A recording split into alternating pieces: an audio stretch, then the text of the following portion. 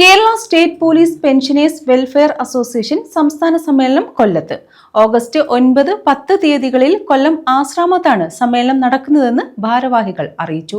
മുഖ്യമന്ത്രി വി.ഡി. സതീശൻ സമ്മേളനം ഉദ്ഘാടനം ചെയ്യും. Kerala state police pensioners welfare association സംസ്ഥാന സമ്മേളനമാണ് കൊല്ലം ആശ്രാമം യൂനിസ് കൺവെൻഷൻ സെന്ററിൽ നടത്തുന്നത്. ഓഗസ്റ്റ് 9, 10 തീയതികളിലാണ് സമ്മേളനം.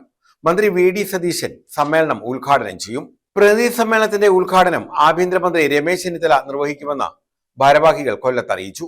മന്ത്രിമാരായ Shibu Baby John, advocate Bindu Krishna, PC Vishnunath, advocate M Liju, Kollam mayor AK Hafeez, KN Balagopal MLA, CR Mahesh MLA, BB Gopakumar MLA, advocate Vishnu Mohan MLA, Ajayaprasad MLA തുടങ്ങിയവർ പങ്കെടുക്കുമെന്ന് PK Lambodaran, T Raghunathan Nair, D Rajagopal, M Jamaluddin കുഞ്ഞ്, S Ashokan, B Premchand, Babu, N Mohanan, S Baburajan Pillai, Abdul Rasheed എന്നിവർ അറിയിച്ചു.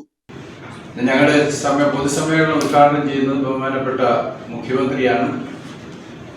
പ്രതിനിധി സമ്മേളനം ഉദ്ഘാടനം ചെയ്യുന്നത് ബഹുമാനപ്പെട്ട ആഭ്യന്തര വകുപ്പ് മന്ത്രിയാണ്. പിന്നെ കൊല്ലത്ത് തന്നെയുള്ള 4 ബഹുമാനപ്പെട്ട മന്ത്രിമാർ പങ്കെടുക്കുന്നുണ്ട്. മുനിസിപ്പൽ ചെയർമാനുണ്ട്.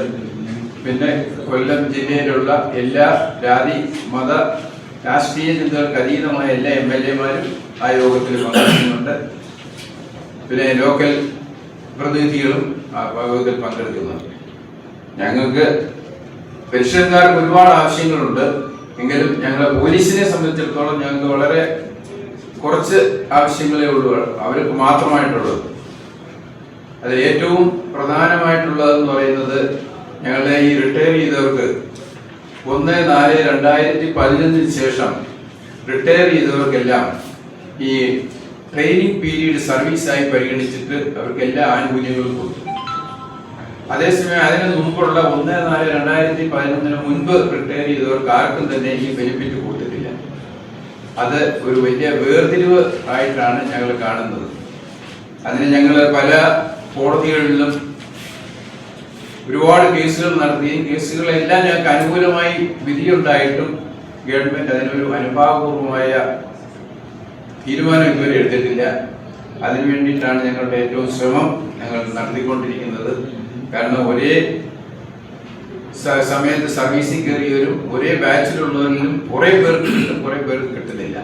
അത് മാത്രമല്ല, ഈ അവര് പറയുന്ന റീസൺ എന്ന് പറയുന്നത് 1/4/11 ശേഷമാണ് നമ്മുടെ കേരള പോലീസ് ആക്ട് നിലവിൽ വന്നത്. അതിന് മുമ്പുള്ളവർക്ക് ഇത് കൊടുക്കുന്നില്ല എന്നുള്ളതാണ് അവരുടെ ഒരു ന്യായം പറയുന്നത്. പക്ഷേ ആ വേർതിരിവ് മാറ്റിയെടുക്കുന്നതിന് വേണ്ടി ഞങ്ങൾ പലവിധ ശ്രമങ്ങൾ നടത്തിക്കൊണ്ടിരിക്കുകയാണ്. ഞങ്ങളുടെ ഏറ്റവും വലിയ ഡിമാൻഡിൽ ഒന്നത് തന്നെയാണ്. ന്യൂസ് ബ്യൂറോ, കൊല്ലം.